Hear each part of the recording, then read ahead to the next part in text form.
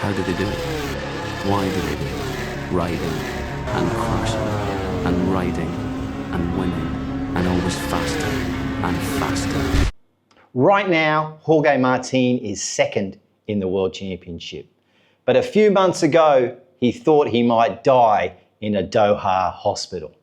Injuries and crashes, rejection by Ducati, and even Aprilia dramas.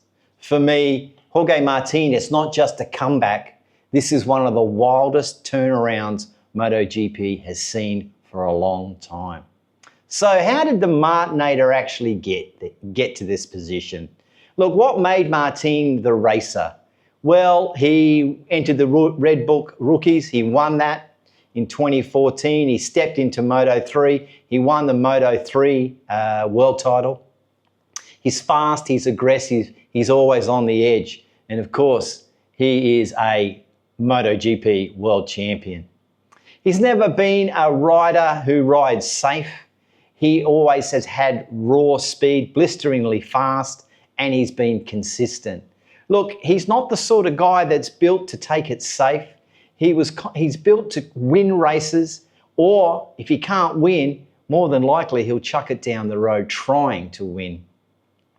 And, you know, he's had a lot going on, and there's a lot of reasons for him to have a bit of a chip on his shoulder. He was a world MotoGP champion on a satellite bike. Can you believe this? He was the first independent team champion since Valentino Rossi. Remember the phrase, people can't win if you're not on a factory bike. But even after he won, Ducati didn't fully back him. He felt like an outsider even though he was the world champion for Ducati. Imagine winning the title and still not being the guy that people in your team believe in. So the controversial move came about. He left Ducati, he joined Aprilia. Rivola called the CEO of Piaggio and said, we need more money. Alex Espargaro was his close friend, and he convinced him to come across to Aprilia. Now, this wasn't a move, this was a gamble. Aprilia rushed to get in, there was craziness, but they got the world champion. Now, from Jorge's point of view, this wasn't a safe career move. It was Jorge Martin betting everything on himself. But then things started to fall apart, and they fell apart quickly. On the very first day of pre-season testing in 2025, he crashed the Aprilia RSGP. On his return, he crashed again in Supermotard training. And 1 year ago, he had the huge crash at the Qatar GP, which put him in hospital for 10 days. He thought he was going to die.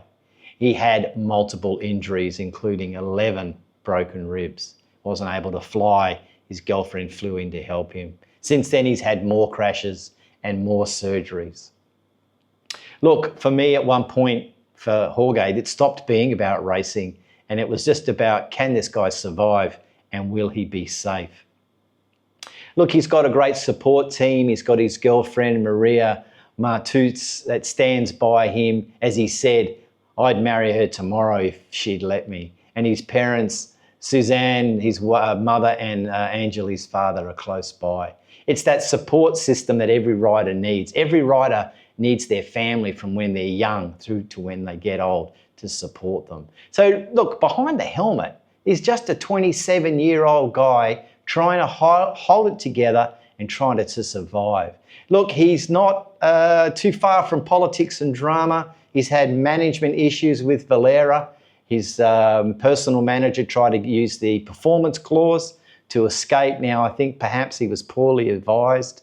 Rivola stood firm at Aprilia. Dorna stood firm, and that pre-contract with Honda never happened. So in a way, this on-track chaos is matched by what's happening off-track. Even when he's not racing, there seems to be something happening. So the comeback this year, he missed the Sepang test, more surgeries. So he came to Thailand test underprepared in 2026, but the results in the races started to build. Thailand sprint P5, P4, the Grand Prix. Brazil P3, the sprint, P2, the Grand Prix. Austin, he wins the sprint and finishes second in a 1-2 for Aprilia at COTA. So he's building some great momentum. I think slowly but surely the Martinator is back. He's the sprint king. He still and holds that title. More wins than anybody else. And like I said, second in the World Championship. So for me, this is not luck. He's just restored his identity as an elite rider. And right now, I saw Rivola interviewed and he's talking about trying to keep Jorge in the Aprilia family. Jorge's got his feet on the ground. There's no point thinking about championships, he said. He just wants to finish races and score points. So let's close this one off this weekend about Jorge. He was almost thinking he was dying. Now he's a title contender. He was unwanted both by Aprilia and, of course, Ducati. But now he's leading the way for Aprilia. He's gone from complete chaos in his racing and private life to being in control on the track.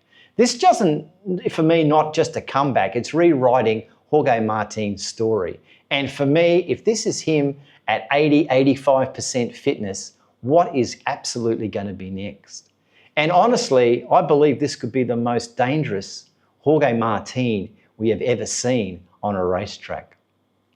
But what do you think? Do you think Jorge can keep building on his results this season? And could this redemption story have the fairy tale ending of a MotoGP World Championship? And what about this rumoured move to Yamaha? He signed a pre-contract apparently. Do you think he'll end up in Yamaha or do you think he'll end up with someone else for next season?